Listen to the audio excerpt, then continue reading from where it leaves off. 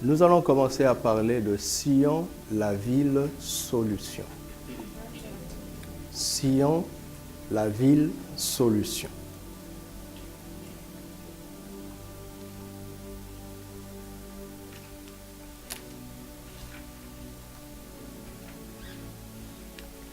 Hébreux chapitre 12.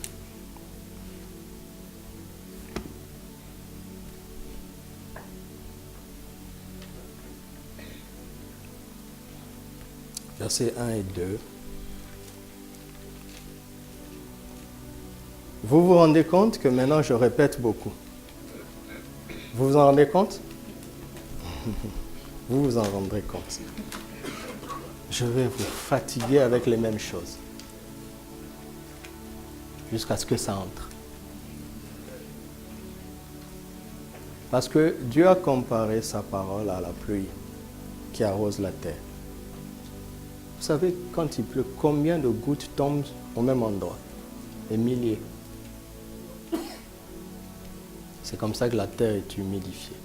Par l'insistance, la répétition, l'insistance, la répétition, l'insistance, la répétition.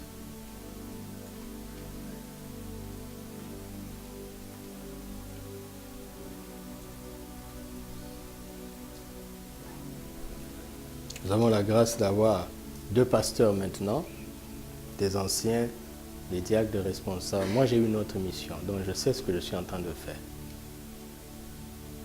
Donc, bon appétit de légumes. Versets 1 et 2. Nous tous donc, puisque nous sommes environnés d'une si grande nuée de témoins, rejetons tout fardeau et le péché qui nous enveloppe si facilement, et courons avec persévérance dans la carrière qui nous est ouverte. Les regards fixés sur Jésus, le chef et le consommateur de la foi, qui, en vue de la joie qui lui était réservée, a souffert la croix, méprisé l'ignominie, et s'est assis à la droite du trône de Dieu. Verset 18. Vous ne vous êtes pas approché d'une montagne qu'on pouvait toucher. Verset 22. Mais vous vous êtes approché de la montagne de Sion, de la cité du Dieu vivant, la Jérusalem céleste, des myriades qui forment le cœur des anges, de l'assemblée des premiers-nés inscrits dans les cieux, du juste juge qui est le Dieu de tous, des esprits des justes parvenus à la perfection, de Jésus qui est le médiateur de la nouvelle alliance, et du sang de l'aspersion qui parle mieux que celui d'Abel. Pensez-vous que ce passage est ici par hasard? Pensez-vous que ces éléments sont dits simplement pour parler d'une réalité de plus dans la Bible? Le pensez-vous? Il y a des choses très importantes que le Seigneur veut nous apprendre dans cette portion.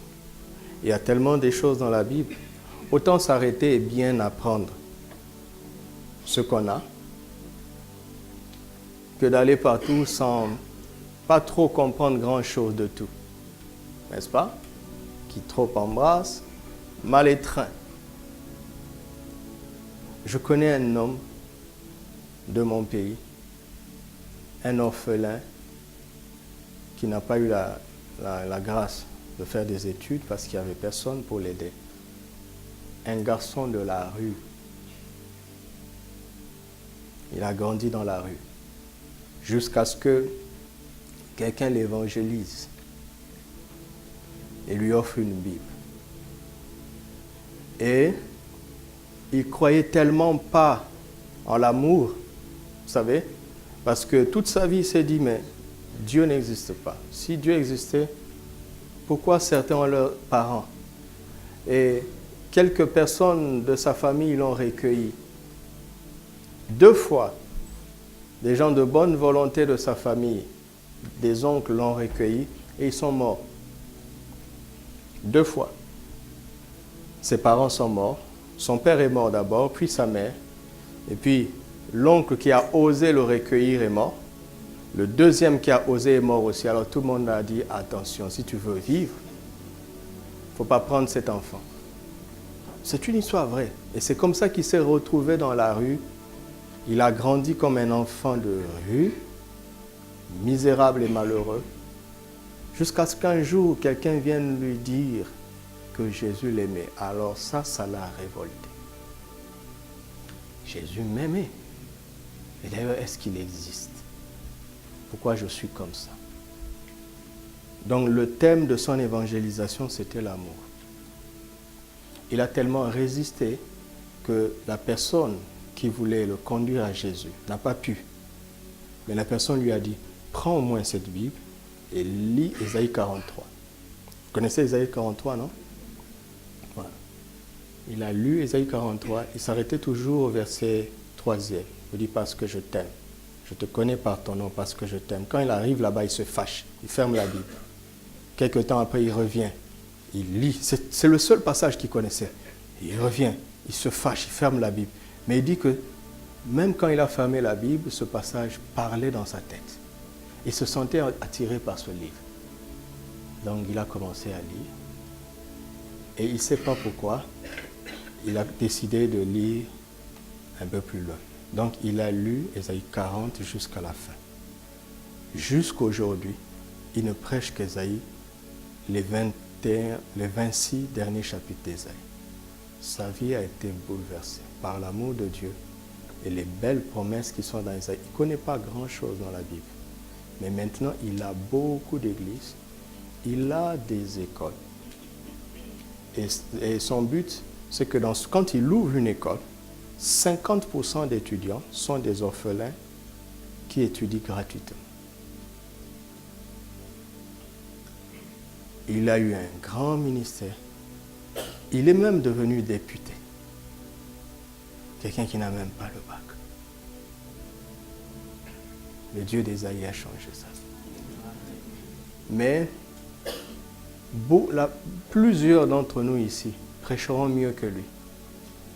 Mais ce n'est pas ça qui compte, c'est qu'est-ce qu'on produit avec ce qu'on sait et avec ce qu'on dit. Oui, donc il vaut mieux ne pas trop savoir, mais vivre le peu qu'on sait, que de trop savoir et ne pas vivre grand-chose de tout ce qu'on sait. Alléluia. C'est pour ça que je reviens encore dans ce fameux texte. Parce que ce n'est pas un jeu qu'on fait ici. Vous m'entendez? Ce n'est pas une succession de réunions. Ça doit entrer dans ta tête tous les jours, de te dire c'est un rendez-vous important qui va changer ma vie. Chaque mardi est important à la cellule. Chaque mercredi est important. Chaque dimanche est important. Chaque jour du service est important. Et chaque jour, je dois affronter les problèmes de la vie avec ce que je sais. Alléluia. C'est pas de la blague. Si la parole trouve un chemin dans ton cœur et qu'elle porte du fruit, cette parole frayera du chemin devant toi dans les défis de la vie.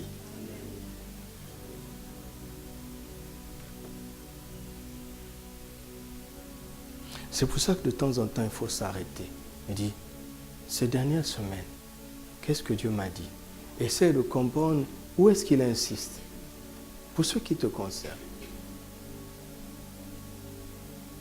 Même l'homme ne fait pas passer de classe sans évaluer ta connaissance par rapport aux matières que tu as reçues.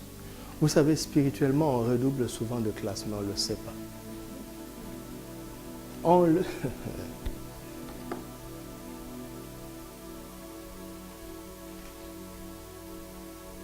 Quand j'étais encore à l'école, je m'étais rendu compte que les redoublants, quand vous arrivez, eux ils sont des redoublants, et ils veulent te donner l'impression qu'eux, ils savent.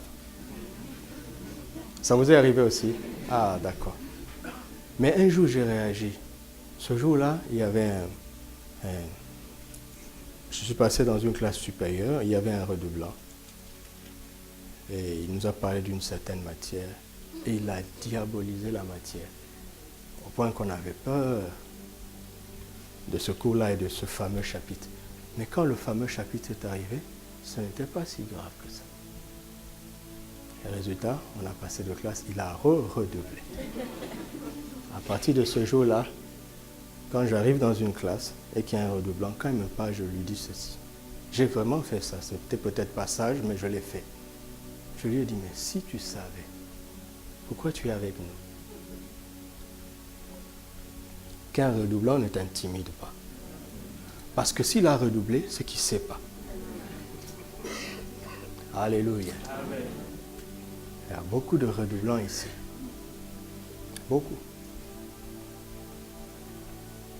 Mais Dieu est un Dieu de grâce. Et on peut avancer. Alléluia. Il vaut mieux savoir là où tu échoues que de ne te jamais poser la question et de te persuader que tu avances. Ou bien de donner l'impression que tu avances. Qui perd? Hein? Vous allez m'aimer de moins en moins. Et c'est d'ailleurs tant mieux.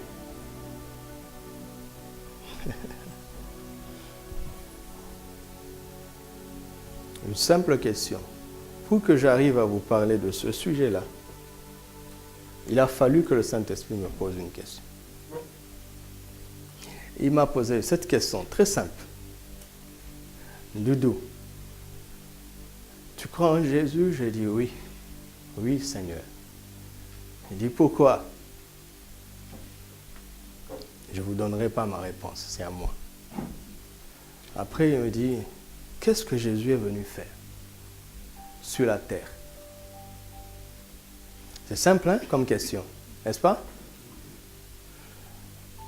Si tu as ces deux questions, note-les, notez ces deux questions. Est-ce que je crois en Jésus? Point d'interrogation. Pourquoi? Et qu'est-ce que Jésus est venu faire? Quand tu vas rentrer, cherche un temps calme. Réponds à ces questions sincèrement. D'accord? Et en écrivant tes réponses.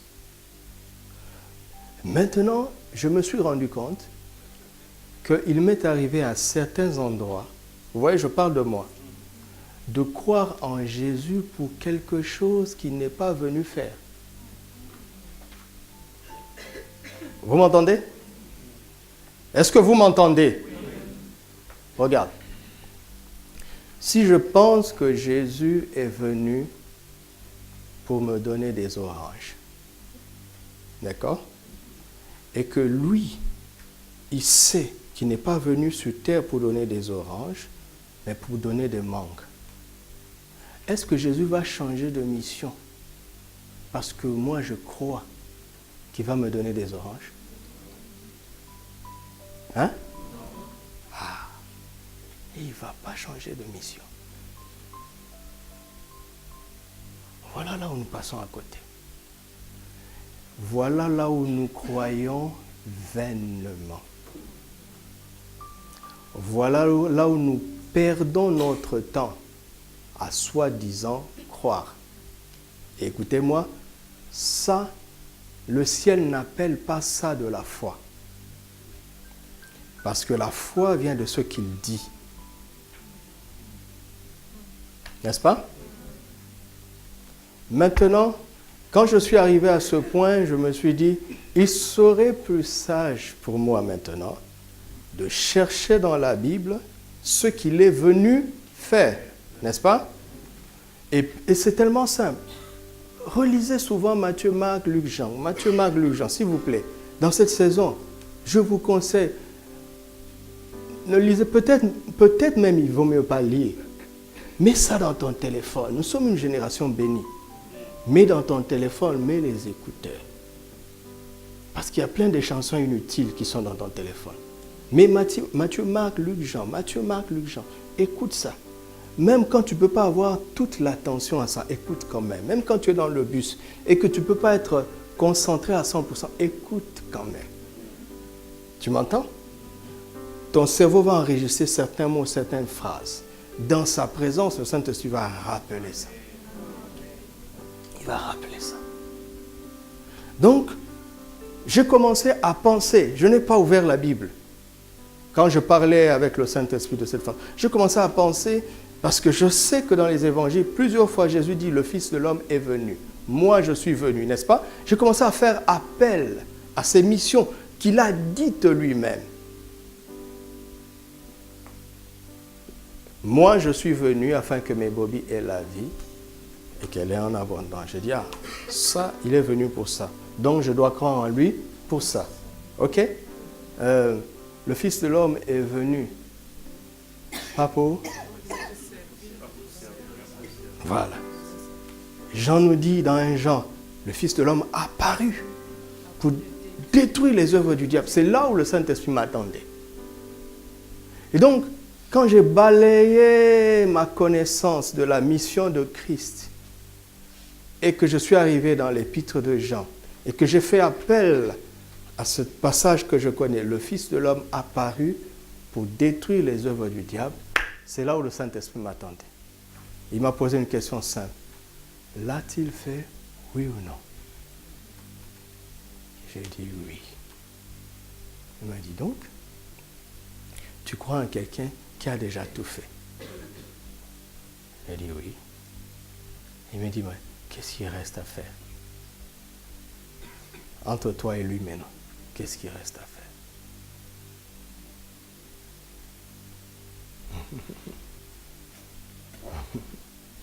Jésus dit dans Jean 17, verset 4, Père, j'ai achevé l'œuvre que tu m'avais donnée à faire. C'est déjà fait. Et dans Jean 19, 30, avant de rendre l'esprit, il dit, ouais, je n'ai pas dit mourir, vous comprenez? Et il dit, tout est accompli. Il a réussi toute sa mission. Donc je crois en quelqu'un qui a fait tout ce pourquoi il était venu.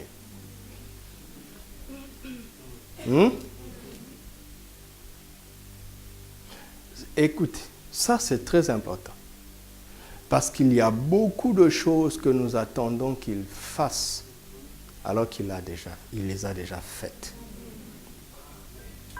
D'accord? Alors si ta foi fonctionne dans ce sens, Seigneur, fais, tu es en train d'annuler l'œuvre de la croix. En fait, tu es en train de dire, tu n'avais pas fini.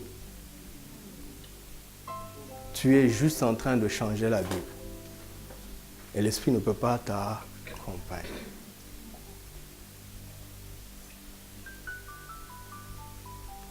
C'est pour cela qu'une grande partie de la vie chrétienne consiste à recevoir. À savoir comment recevoir ce qui est déjà fait. Comment manifester ce qui est déjà en nous. Vous entendez?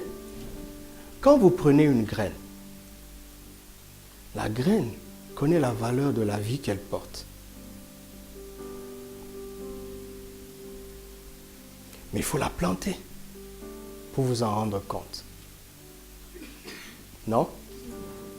Et Jésus dit que sa parole est une semence et la terre c'est quoi? Nos cœurs.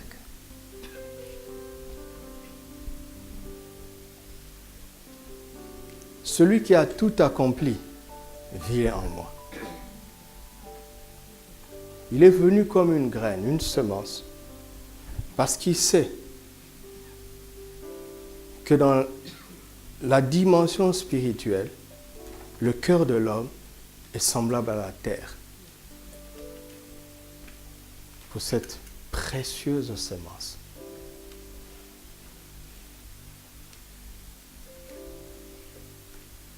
Et il est venu être semé en nous. Écoute, quand tu sèmes une graine et que 3 jours plus tard elle germe, tu dis waouh? Non, tu dis je m'y attendais.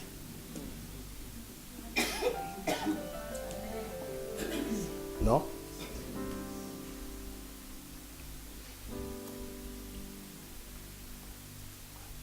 Et si tu n'as pas la révélation qu'il a tout accompli, il est venu être ensemencé en toi pour donner la preuve qu'il a tout accompli, si tu n'as pas cette révélation, ça ne fonctionnera pas. Alléluia. Pourquoi? Parce que c'est la révélation qui produit la révolution.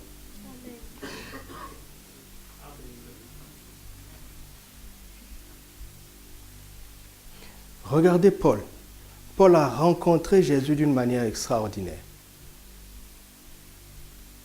Et les premiers chrétiens étaient déjà en train d'annoncer l'évangile.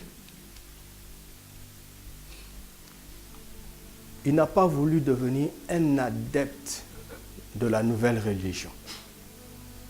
Il dit dans Galates qu'il est allé en Arabie, sonder les Écritures jusqu'à ce qu'elles deviennent une révélation pour lui. Et après, il est venu exposer ce qu'il a appris à ceux qui l'avaient précédé. C'est pour ça qu'il a fait la différence. Parce qu'il ne croyait pas en des idées religieuses. Il ne croyait pas en des théories d'une dénomination. Il ne croyait pas en la mode d'un groupe de gens qui veulent être différents. Alléluia. Regardez, savez-vous qu'il y a une mode dans la chrétienté? Il y a une mode.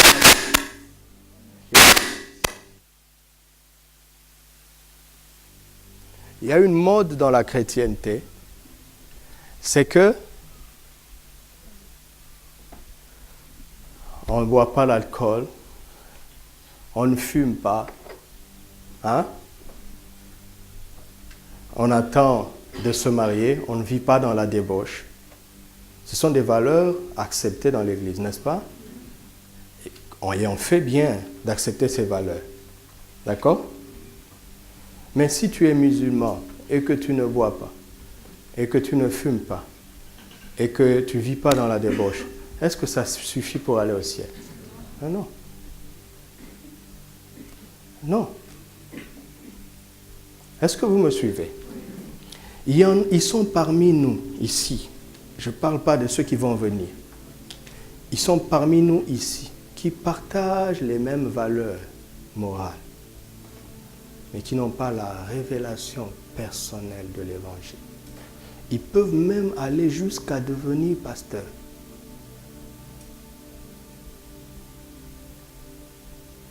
Il y en a. Vous n'entendez pas des pasteurs se quereller entre eux. Est-ce que c'est normal? Dans mon pays, il y a même des pasteurs qui empoisonnent des pasteurs. Est-ce que c'est normal? Tu ne peux pas être dans le royaume et faire ça. Tu ne peux pas. Il faut que l'évangile devienne une révélation pour toi.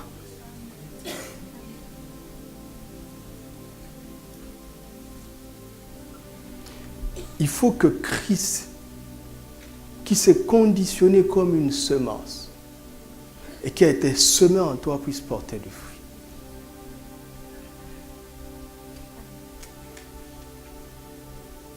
Et ça, personne ne te l'imposera.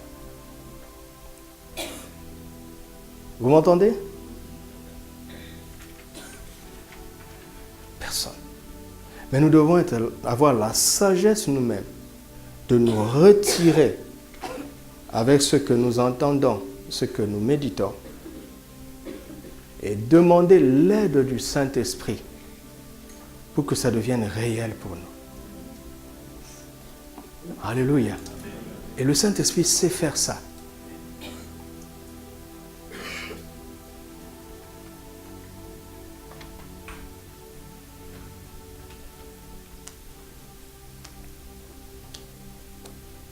Les points de prière, vous les envoyez à tous les ouvriers?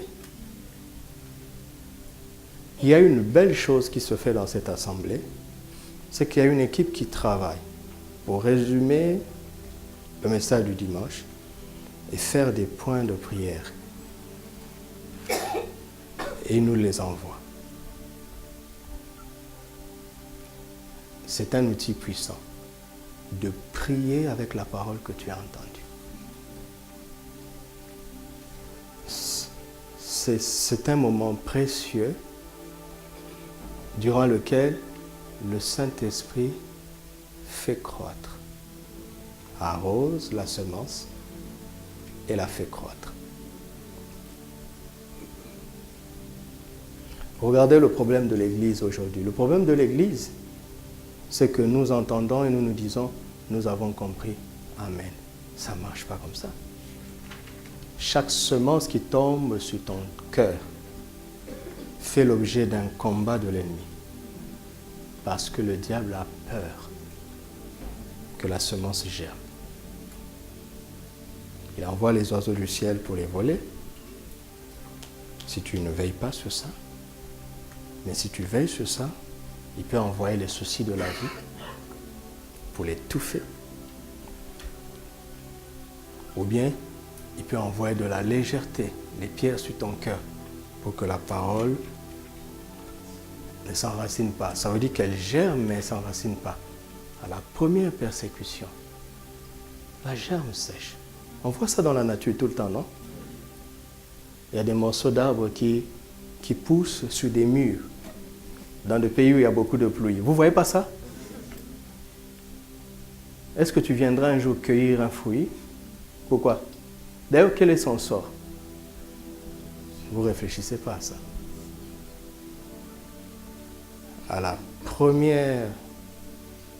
Au premier rayon de soleil, ça sèche. Ah, pourtant, ça avait poussé.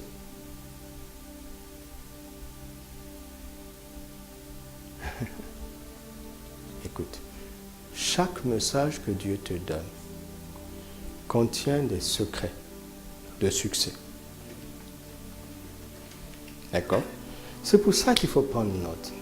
Quand je vous dis de prendre note, ce n'est pas pour que j'ai l'impression que je parle bien. Ça fait longtemps que j'ai dépassé ça.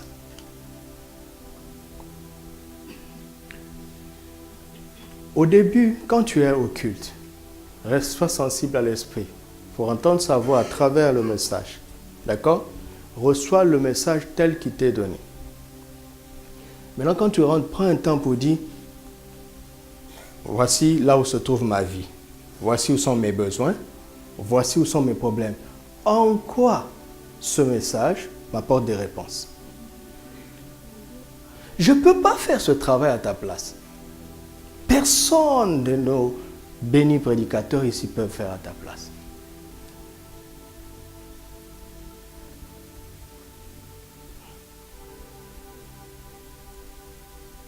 Est-ce que dans les Écritures, tu as des arguments pour savoir comment prier et tu as des paroles de sagesse pour savoir comment agir? C'est ça la vie chrétienne. Quand j'ai commencé à faire ça, je ne savais pas que j'allais devenir prédicateur.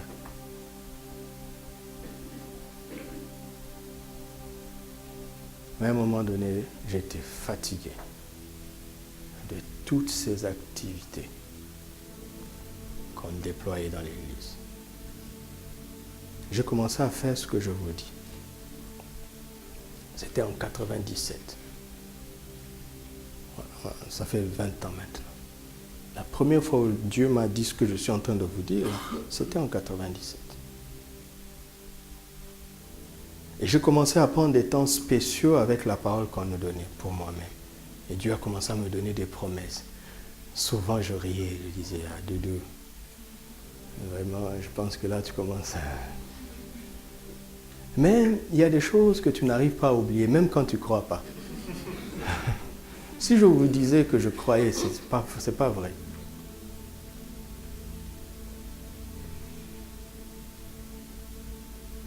Et certaines des choses qu'il m'a dites en 2017 se sont accomplies. À ma honte, parce que je n'avais pas cru. Mais les plus grandes choses qu'elle m'a dites, maintenant, à là, je crois. Oui. puisque ça, c'est arrivé. C'est arrivé. Ça, c'est arrivé.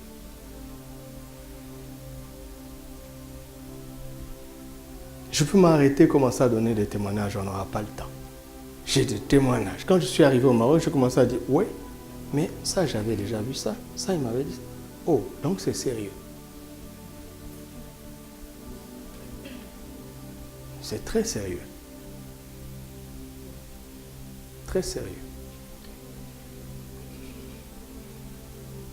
Il y a 2 ou 3 dimanches, le jour de leur consécration, j'avais 3 messages. J'avais une affection pour un des messages.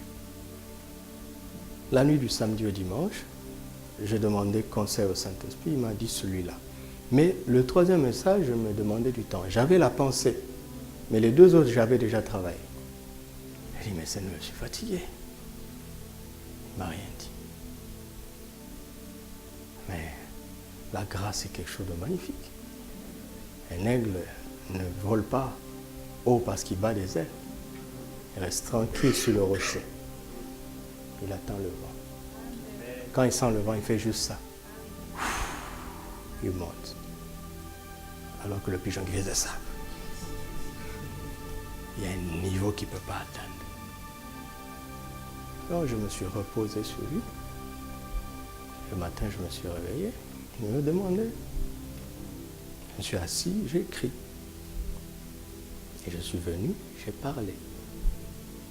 C'est exactement ce que quelqu'un dans l'assemblée attendait. Il m'a dit, quand on venait, on disait à Dieu, parle-nous, parle-nous. Merci, merci. Vous savez, quand on te dit ça, tu peux dire, ah ouais. Non, j'ai tremblé, pourquoi? Parce que je me suis dit, mais si j'avais prêché l'autre message là,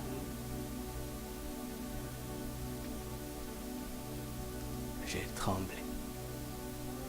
Même ce que je vous dis ici aujourd'hui, ce n'est pas ce que j'avais voulu vous dire. Elle sait ce que j'avais prévu de vous dire. Elle est en train d'être surprise de ce que je dis. Vous m'entendez, prédicateur? Je ne joue pas avec ça. Chaque occasion de se tenir devant ici, c'est une opportunité divine pour donner la vie.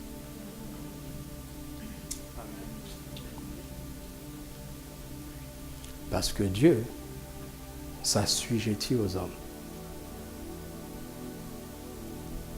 Si je passe à côté ce soir, Dieu a raté un mercredi. Le Tout-Puissant va devoir attendre une semaine. Le Tout-Puissant.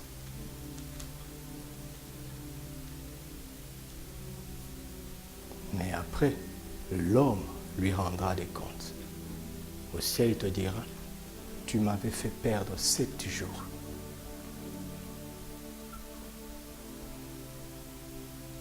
Courage à tous ceux qui veulent prêcher. Courage.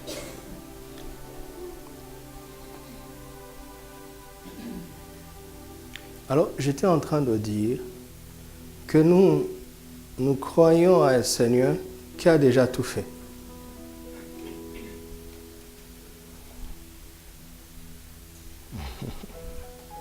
Que lui reste-t-il à faire?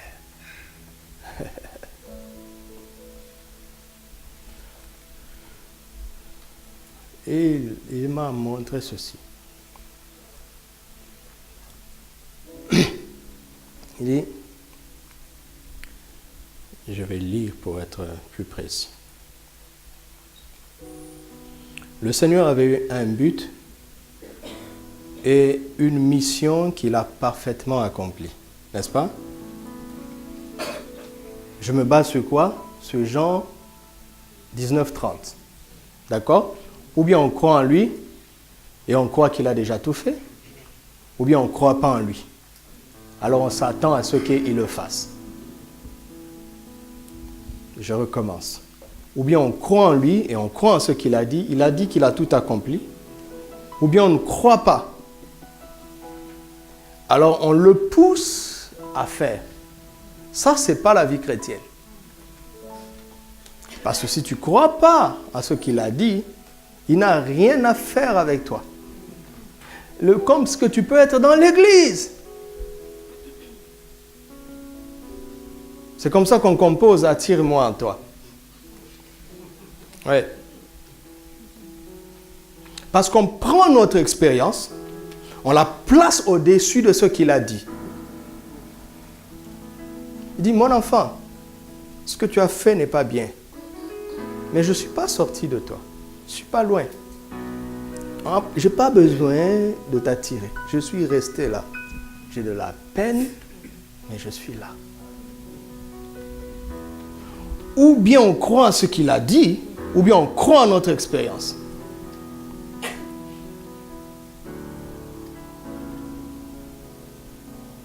Regardez, Matthieu raconte quand Jésus a commencé son ministère. Quand Jésus a guéri les malades, vous voyez ça dans Matthieu 8. Matthieu, a posteriori, se rend compte que, en fait, Jésus a fait ça parce qu'il est écrit, il a pris nos infirmités. Donc Matthieu réalise qu'en fait, Jésus n'était pas en train de guérir là. Il était en train de manifester ce qu'il avait déjà fait. Mais Jean va dire, non, mais moi j'étais malade et il m'a touché, je suis guéri. Non, non, non. Il t'a touché et il a manifesté que tu as déjà été guéri. Amen. Écoute, bientôt l'Église n'aura plus de choix de croire ça. À un moment donné, l'Église n'aura plus de choix. Parce qu'on va vers la fin. La gloire doit augmenter. Pour que la gloire augmente, la parole doit prendre toute la place. On va mettre de côté nos croyances, nos idées.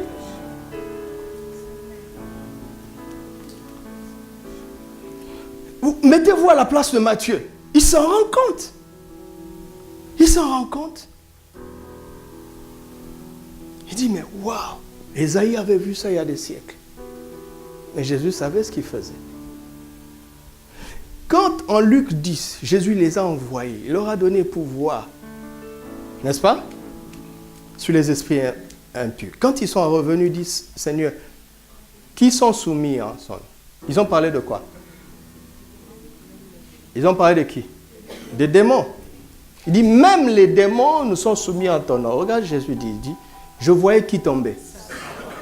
Jésus ne parle pas des démons. Il faut comprendre son langage.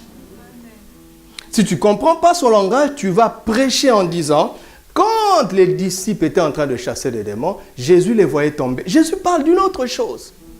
Jésus est en train de leur dire, écoute, leur chef était déjà tombé. Vous êtes allés montrer aux hommes que ces bandits-là, ce sont des bandits sans chef. Alléluia! Jésus parle d'une histoire lointaine. Et il est venu comme la lumière sur terre, afin que les gens sachent. Pourquoi? Parce que le diable opère à travers l'ignorance. Viens, tu es un enfant de Dieu. Et tu chantes. Nous allons dans les camps ennemis, pour arracher ce que le diable a volé. Nous allons dans les camps ennemis, pour arracher ce que le diable a volé. Il est sous nos pieds, il est sous nos pieds. Alors on nous dit, il est sous nos pieds, Satan est sous nos pieds, il est sous nos pieds, tu transpires. Il dit à ce démon-là, attends-le dans sa chambre. Le Saint-Esprit a entendu, oui ou non? Oui. Pourquoi le Saint-Esprit n'empêche pas? Parce que c'est simple. Il n'y a pas de danger. Parce que si tu étais en danger, le Saint-Esprit te défendrait. Le Saint-Esprit a entendu quand le diable a dit à ce démon-là, attends-le dans sa chambre. Le Saint-Esprit dit, pas de problème, occupons-nous d'autres choses. Il avait chanté, non? Ok, on va voir. Tu dors et tu rêves quand tes crânes tremblent. Tu te réveilles.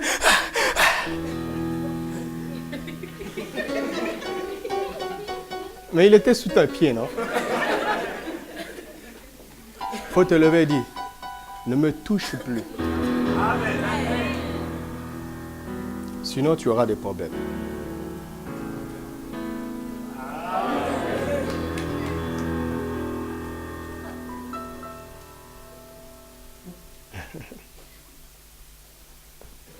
Mais si tu paniques, le diable dit, ah, il ne sait pas. T'inquiète encore. Et en même temps, il va susciter un ministère pour des cas comme ça. Et ce ministère-là, il y aura des témoignages. Hein? Ah, j'avais un coup tordu. On est venu chez les pasteurs. Et le pasteur m'a imposé les pieds. Et j'ai donné une offrande. Et mon cou ne se tord plus.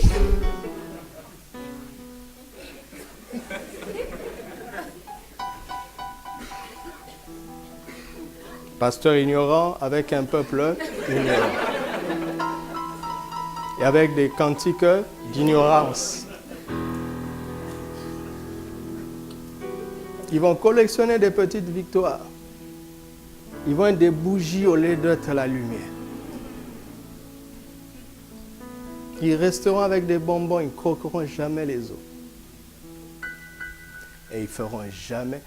Vous ne trouvez pas ça curieux que dans la Bible, quand le Saint-Esprit parle de l'Église, il parle des villes. Vous ne trouvez pas ça curieux? À l'église d'Éphèse, à l'église de Corinthe. Pourquoi? Parce que pour Dieu, notre minimum, c'est de gagner des villes. Donc, 2 cultes, 3 cultes, 5 cultes, c'est rien. Tant qu'on n'a pas la ville, c'est rien.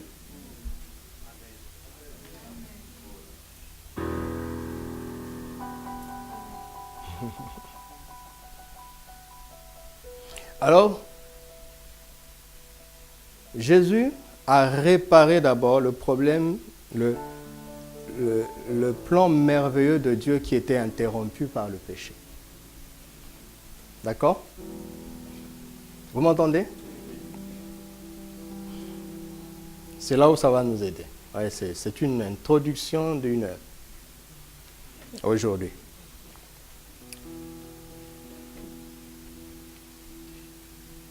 Et est en train de poursuivre le plan de Dieu jusqu'à la fin. Voilà qui est intéressant. Malheureusement, toute notre vie chrétienne consiste à nous attendre aux choses qu'il a déjà faites. Alors qu'il veut continuer la deuxième partie du plan. Vous m'entendez?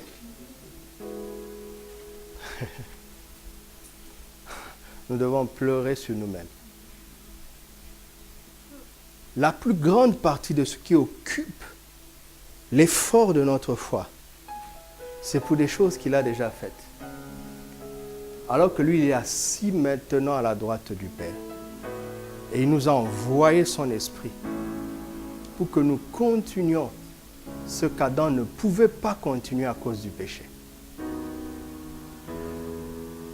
Est-ce que vous saisissez ça? Ne regarde plus en arrière. Regarde droit devant toi.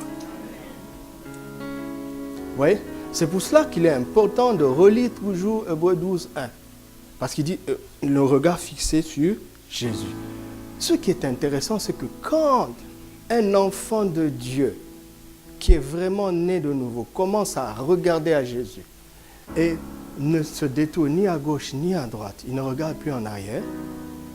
Quand il regarde Jésus fixement et qu'il reste ferme dans sa résolution à regarder Jésus, Jésus met devant lui les choses que nous voyons au verset 22-24. Écoute, la prospérité n'est pas devant toi, elle est derrière toi. La guérison n'est pas devant toi, elle est derrière toi. La victoire sur Satan, les démons, les sorciers n'est pas devant toi, elle est derrière. Parce qu'à la croix, il a dépouillé les principautés et dénominations. Crois ça, je t'en prie. Vous comprenez? Regarde, regarde. La plupart des choses pour lesquelles nous mettons le plus grand de nos efforts, mais sont des choses qui sont déjà derrière nous. Vous voyez? C'est pour ça qu'il ne faut pas venir à l'église en regardant au travail. faut pas venir à l'église en regardant à la guérison. Il ne faut pas venir à l'église en regardant à la bénédiction. Il dit, nous avons déjà été bénis. C'est derrière. Il faut accepter que tu les as. Maintenant, tu dis, qu'est-ce qu'il me reste à faire? Il dit, regarde-moi. Regarde-moi. Est-ce que je vous parle? Regarde-moi. Je dis, mais Seigneur, je ne savais pas. Il dit, mais justement. Parce que si tu ne me regardes pas, tu vas te donner un chef. Tu vas te donner un plan. Tu vas te donner un projet qui n'a rien à voir avec ce que je suis en train de faire maintenant. Tu vas te donner un plan qui a tout à voir avec ce que j'ai déjà fait. Vous m'entendez? Hein?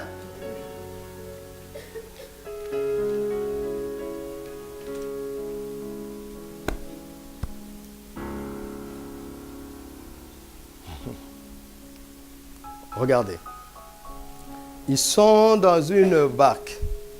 Il faut que j'arrive à bien vous mettre dans ce bain avant de continuer plus loin. Prochainement. Pas ce soir, ne vous en faites pas. Prochainement. Il faut qu'on comprenne. Qu'on comprenne qu'on ne fonctionne pas dans la foi comme il s'y attend. C'est pour ça que là où je suis, rien ne peut m'arrêter. Dans les choses que j'attends. Je ne veux pas m'arrêter parce que je ne l'ai pas encore. Non, regarde. Si tu t'arrêtes parce que tu es découragé, tu n'as pas compris que tu l'as déjà. Si tu sais que tu l'as, rien ne te découragera. De temps en temps, ton âme va être affectée. Et c'est comme dans la vie de tous les jours. On doit se laver tous les jours. Tu fais la toilette de ton âme en déposant tes fardeaux à ses pieds. Tu dis, Seigneur, je crois en tes écritures, hein, mais toi et moi savons que là, mon âme ne me suit plus. Aide-moi. Ma tristesse ne change pas la parole de Dieu. Non. Dieu ne nous aide pas parce qu'il a pitié de nous. Il nous aide parce qu'il nous aime. Ce n'est pas à force de pleurer que tu seras exaucé. C'est à force de croire au nom de Jésus. Oh Seigneur, je t'en prie. Oh Seigneur, je t'en prie. Il est esprit. Tes larmes ne le touchent pas.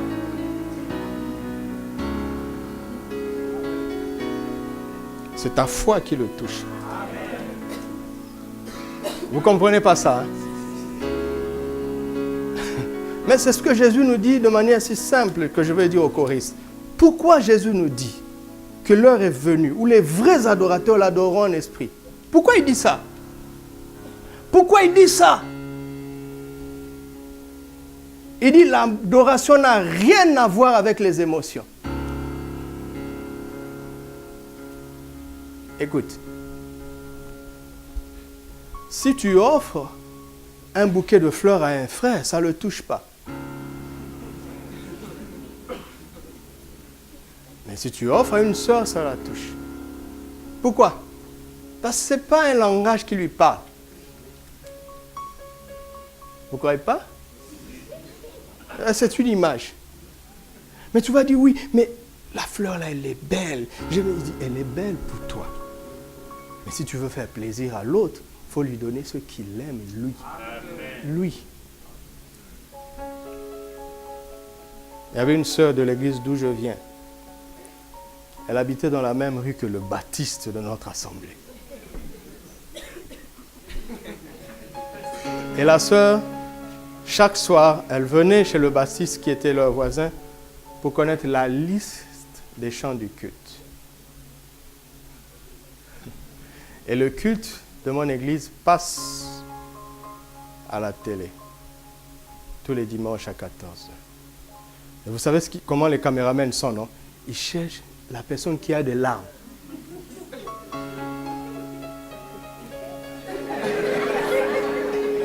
Parce qu'il se dit, si les larmes coulent, c'est que vraiment il est connecté. Qui t'a dit? Qui t'a dit? Je ne suis pas en train de dire qu'il ne faut plus jamais pleurer dans la présence. C'est pas ce que je veux dire. Mais regarde. Et cette sœur, surtout quand tu chantes « Reçois l'adoration », tu es sûr qu'elle va pleurer. « Je t'aime avec passion. Ah,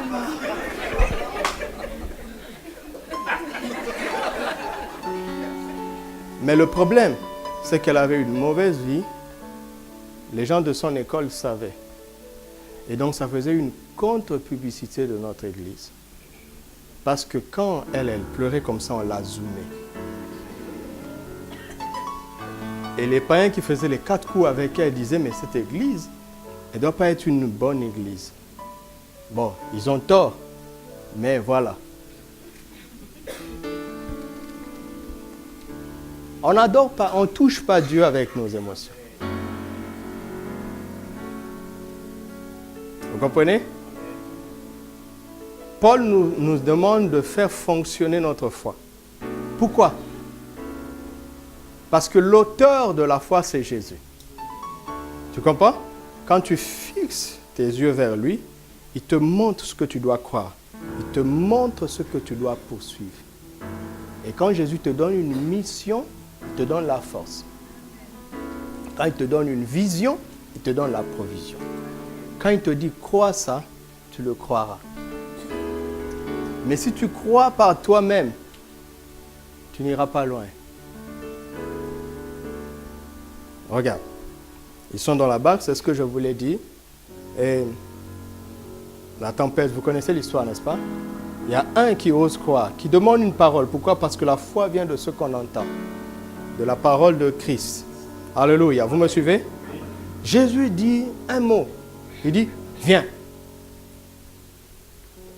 Sur cette parole, Pierre a commencé à marcher. Le diable n'a aucun pouvoir sur la parole, encore moins sur le Seigneur. Et il ne peut pas toucher un fils de Dieu. Il ne peut pas toucher Pierre. Vous devez croire ça. Mais il peut agiter le vent. Il peut agiter la tempête. Dans quel but? Dans le but que Pierre détourne ses regards de Jésus. Parce que quand tu arrêtes de le regarder, la foi aussi s'arrête. La théologie continue, mais la foi s'arrête. Vous m'entendez? Tu n'auras pas oublié ce verset. Mais le fait de ne plus être connecté avec ce qui a dit ce verset fera que ça ne fonctionnera plus. Il a commencé à s'enfoncer. C'est comme ça que les gens iront en enfer avec beaucoup d'argent parce qu'ils ont cru en la prospérité, ils l'ont eu, mais ils n'ont pas gardé les yeux sur Jésus. Ils vont faire des pires choses avec la bénédiction de Jésus, avec la guérison, le corps que Jésus a guéri. Ce corps va servir au diable. Pourquoi? Parce qu'ils ont poursuivi ce qu'ils avaient. Et ils ont arrêté, ils n'ont pas appris à regarder celui qui a fait déjà ces choses, parce qu'il a une mission à mettre devant nous. Vous m'entendez? Maintenant, regardez. Qui a déjà entendu le mot destinée? Je vais accomplir ma destinée. N'est-ce pas, Timothée? Il aime beaucoup ce mot-là. Il ne peut pas parler avec moi sans que ne sorte ce mot.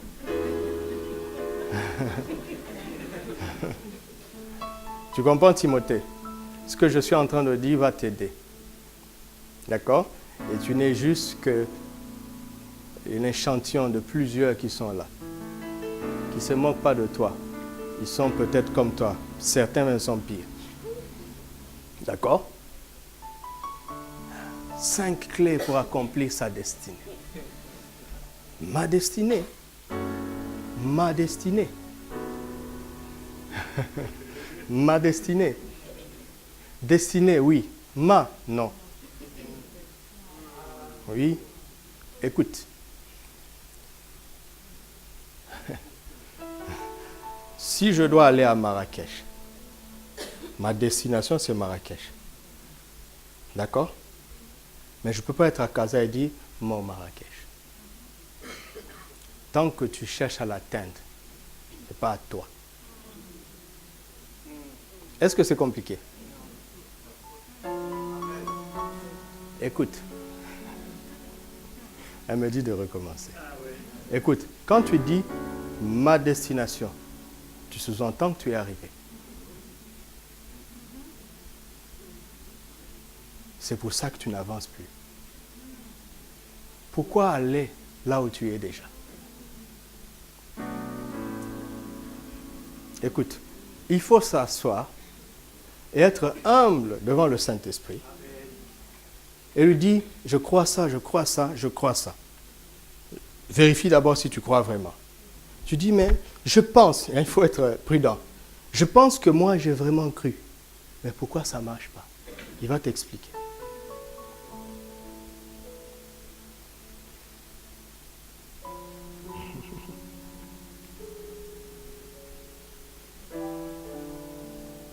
Lisez Hébreux 11. Ces hommes sont devenus exceptionnels. Pourquoi? Parce que Dieu a mis quelque chose devant eux. Ils l'ont poursuivi toute leur vie et ils ne l'ont pas atteint. Pour qui? Pour nous. Ce qu'il met devant moi, c'est pour vous. Pourquoi? Parce que le fait de le poursuivre, ça va me développer. Et en me développant, je deviens une bénédiction sur la route.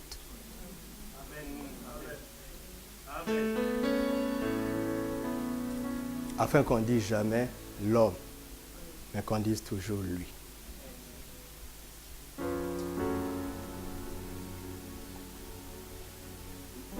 La destinée, donc, c'est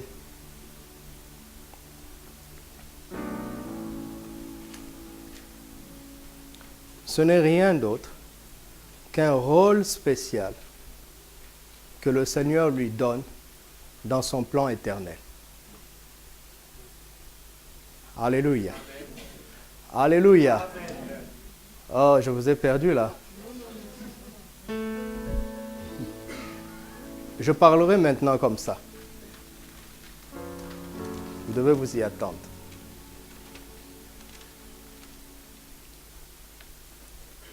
Ce n'est pas ma destinée. Regardez.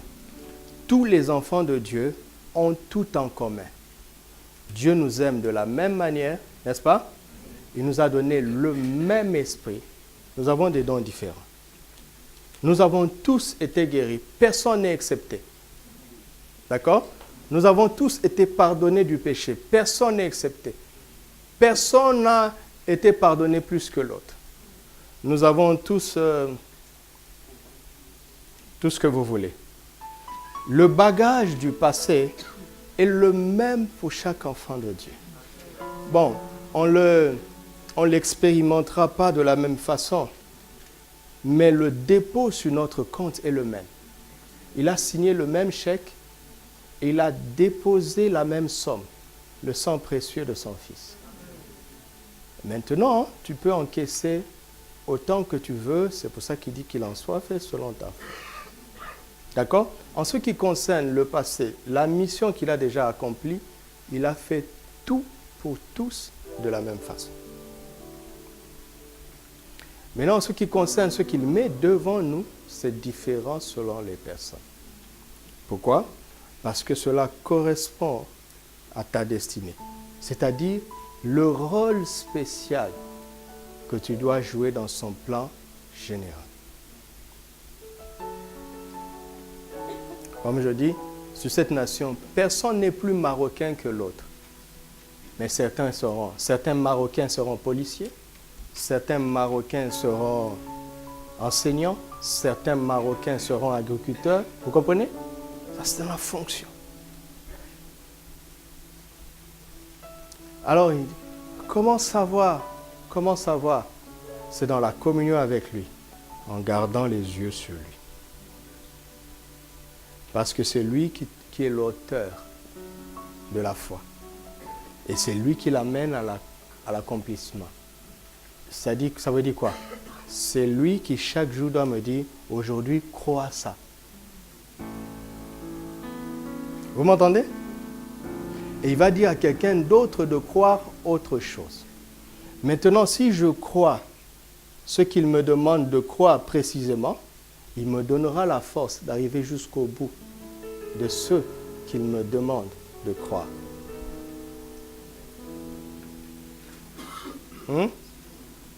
Est-ce que c'est clair? Ça, c'est Hébreux 12, 1 à 2. Il dit, crois ça. Crois que tu peux devenir pasteur. Crois que tu peux devenir ingénieur. Crois que tu peux devenir enseignant. Crois que tu peux devenir médecin. Crois que tu peux devenir chauffeur. Crois que tu peux devenir pilote. Crois ça. Maintenant, si tu crois ça, ça devient sa responsabilité de t'emmener jusqu'au bout.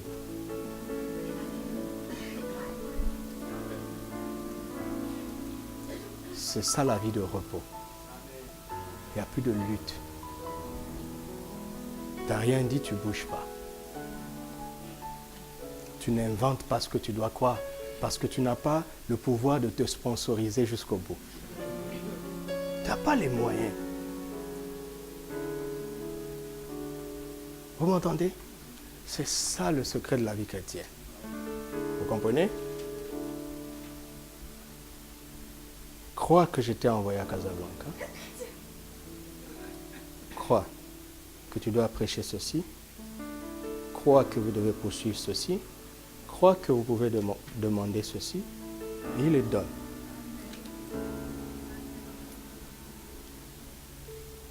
Comment? Juste parce qu'on a cru. Maintenant, si tu crois de toutes tes forces, ce qu'il n'a pas mis devant toi, il n'est pas engagé dans ça. Donc tu dois y arriver par tes propres forces.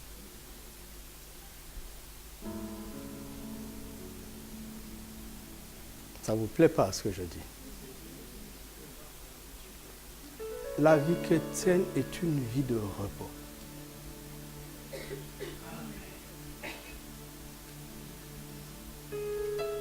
Et sa force te portera là où tu ne peux pas tenir. Et quand tu regardes en arrière, tu dis, mais comment je fais? Malgré les tempêtes, si tu gardes tes yeux sur lui, tu vas continuer à marcher sur l'eau. Tu vas avancer.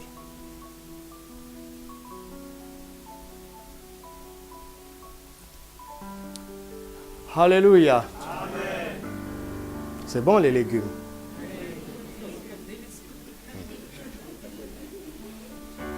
C'est bon les légumes. Et regardez-moi les anciens, vous tous et les pasteurs, ne faites pas comme moi. Je vous en prie. Ne suivez pas. Parce que je suis en train de faire ce qu'il m'a dit moi. Fais ce qu'il te dit. D'accord? N'aie pas peur de prêcher la guérison ici. Oh non, pasteur a dit c'est déjà derrière. Non, non, non, non, c'est pas ce que je veux dire. D'accord? Non. Non. Si Dieu te dit, lève-toi pour pousser mon peuple à posséder sa guérison, fais ça. Fais ça. D'accord? Moi, j'ai une autre mission. Je ne vous dirai pas. C'est un secret.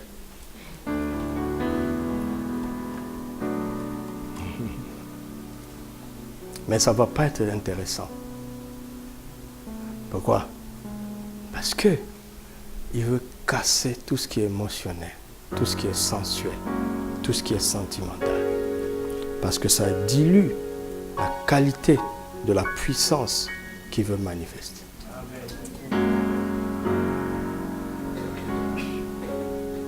Mais chacun a son ministère. Alléluia. Tu as une destinée? Hein? C'est quoi la réponse?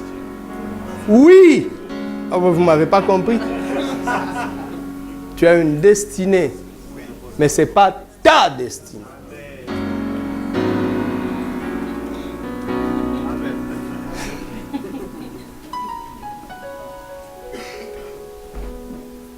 Maintenant, regardez en quoi Sion est la ville solution. Et je conclus en énonçant simplement. Et dimanche, nous allons voir les 2 premières solutions. En tout cas, 2 au plus. À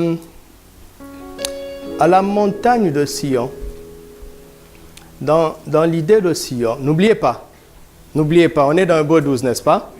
Vous en faites pas, dans 5 minutes j'ai fini, je vais prier pour vous. Je vais faire une prière et vous allez rentrer. J'espère que vous irez méditer et prendre du temps pour vous-même.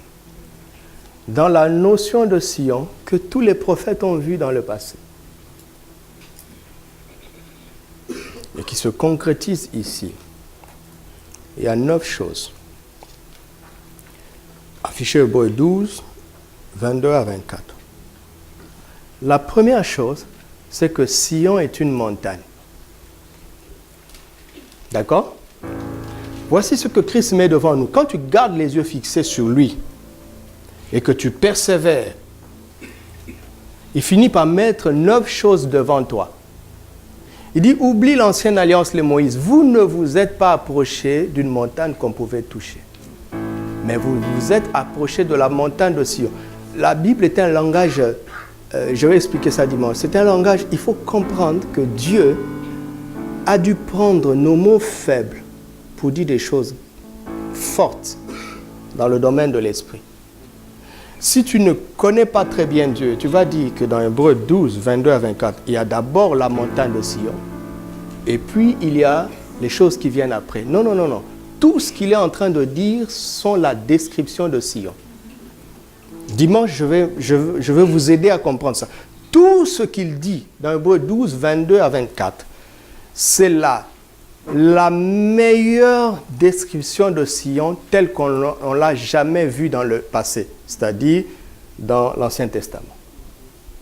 Durant le séminaire, je vous ai montré plusieurs paroles de l'Ancien Testament. Maintenant, la réalité est en Christ.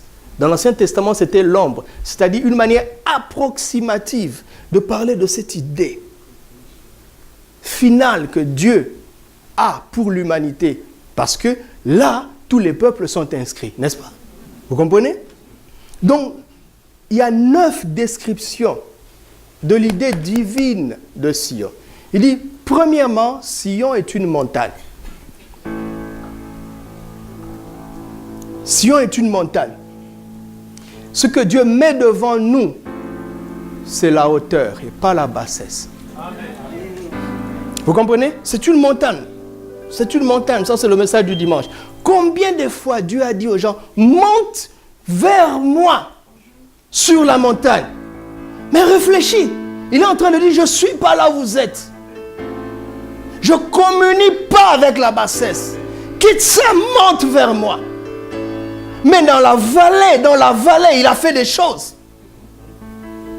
Dans la vallée, tout ce que nous cherchons, il les a déjà accomplis. Regardez, sur la montagne des transfigurations, quand ils ont vu Jésus vraiment tel qu'il était, dans la vallée, il y avait un enfant qui souffrait.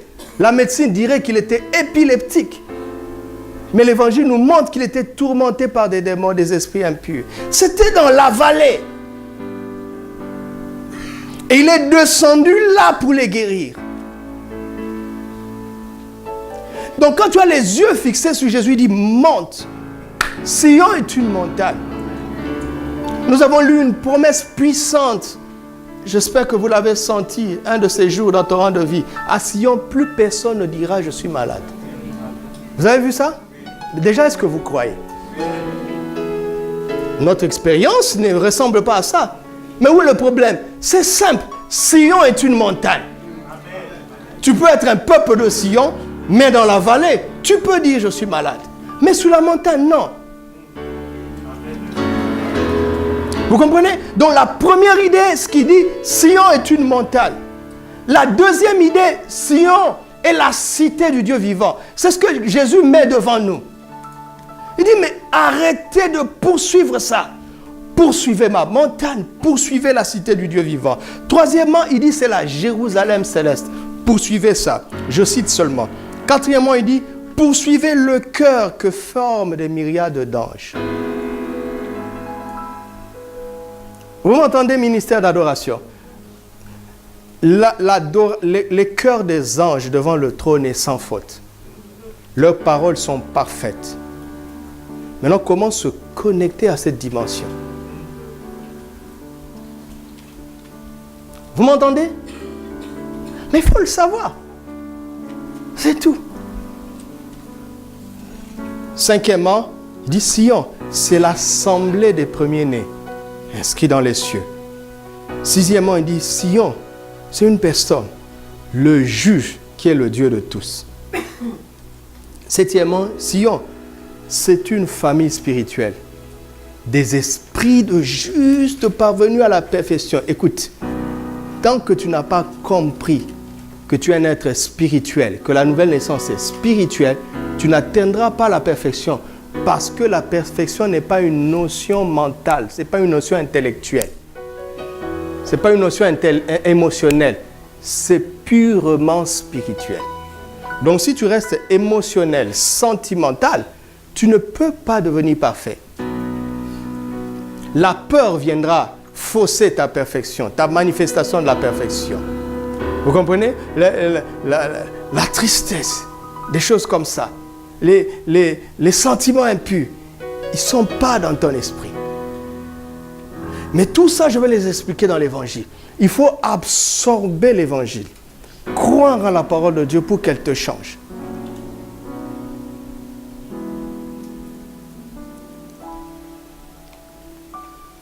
Huitièmement, Sion, c'est Jésus-Christ lui-même. Mais il poursuit. C'est le médiateur de la nouvelle alliance. Il faut être suffisamment courageux pour laisser tomber ce qui est de l'ancienne alliance. Ça demande du courage. Je sais de quoi je parle.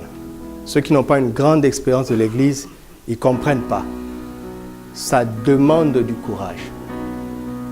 D'abandonner quelque chose, une pratique. Tu es né dedans. Ton grand-père a prié comme ça. Ton père a prié comme ça. Ton pasteur prie comme ça. Maintenant, toi, tu as toujours prié comme ça. Un jour, dans les Écritures, le Seigneur a dit non, ça c'est dépassé. Il faut du courage. Parce que quand tu oses dire ça, ton papa a dit, toi, tu viens de commencer. Tu veux nous apprendre quoi? L'Église va dire, ah, tu te fais les illuminer. Tu vois, ils font ça comme illuminer. Ça demande du courage, mais en étant humble. Jésus n'est pas le médiateur de l'ancienne alliance.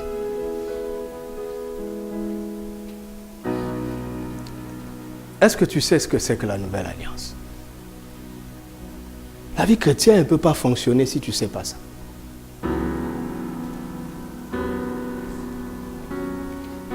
J'ai un ami qui est pasteur depuis plusieurs années que moi. Plus longtemps. L'année passée, quand je suis rentré, chaque année quand je viens, parce que c'est un grand prédicateur connu dans la ville, un grand prédicateur. Mais je vois qu'il opère beaucoup dans l'ancienne alliance. Il dit des choses magnifiques, mais qui sont juste dépassées. Et dans sa vie, il s'enlise. Ça ne fonctionne pas. Je pense que Dieu veut l'aider. Parce que d'autres qui sont dans ces choses comme lui, ça fonctionne. Ils arrivent à avancer un peu. Mais lui. Et la dernière fois, il a eu la sagesse de me demander, en fait, parce qu'il a... Moi, je n'emmène pas des photos, des images. Hein. Je ne fais pas de pub. Mais quelqu'un était venu, plusieurs qui sont venus ici ont amené des vidéos. Il m'a dit, mais mon ami, toi tu nous caches les choses. Il m'a dit, qui vous soutient? J'ai dit, personne. Il dit, combien tu reçois à l'église? C'est entre nous. Je lui ai dit, oh, mais comment tu as fait pour payer le billet? Comment tu fais? Je lui ai amené des cadeaux. Comment tu fais? Je lui ai dit, si tu savais que ça fait 6 ans que j'attends que tu me poses cette question. Il est venu, il m'a dit, mon cher, ton ami là, depuis qu'il a commencé l'église, les bancs, il n'arrive même pas à acheter. Un simple piano, il n'arrive pas à acheter. Il dit, mais je ne comprends pas. Sa femme ne va plus à l'église. Elle est fatiguée de la galère. Il m'a dit, je suis à bout. Comment je fais? Je lui ai dit, certaines choses que je sais, que je vous dis, ce n'est pas de ce que je vous dis là. Il m'a dit, tu penses que c'est aussi simple? Je dis, essaye. 2 mois. Il vient d'acheter un piano. et des bancs pour la première fois. Vous riez. Et puis il m'a dit, mais ça marche. Je lui ai dit, continue.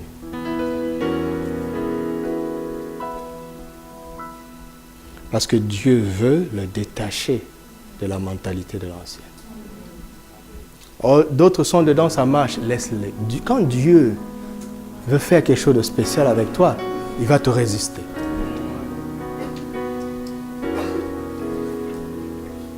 Jésus n'est pas le médiateur de l'ancienne alliance. Amen. C'est trop le diminuer. Et il dit, Sion, c'est un autre message. C'est un message du sang, mais qui ne parle pas comme le sang d'Abel.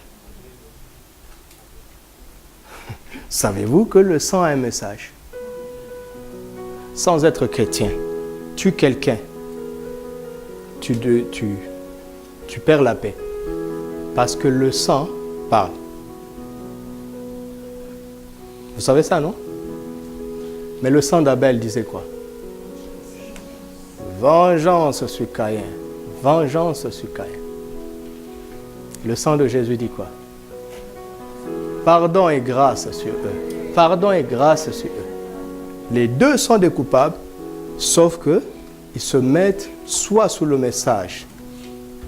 Ouais, c'est bouleversant, hein? Parce que vous tous ici, vous admirez Abel, pas vrai?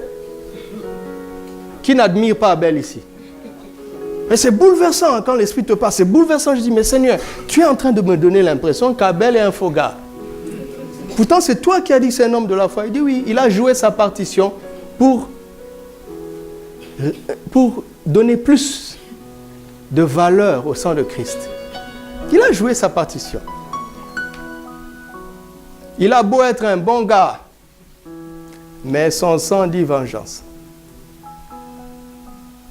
C'est le sang de Jésus qui dit le contraire. C'est pour ça qu'il dit, nous avons cette assurance auprès de lui. Si nous confessons nos fautes, il est fidèle et juste pour nous pardonner. Aussi simple que ça, oui, à cause du sang de Jésus.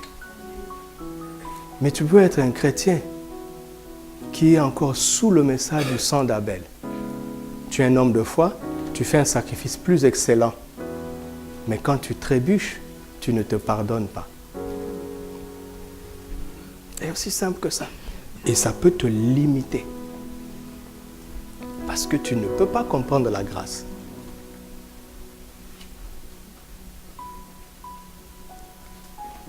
Et les 9 éléments de Sion ici, ce sont 9 solutions à tous les problèmes qu'on peut rencontrer sous le soleil.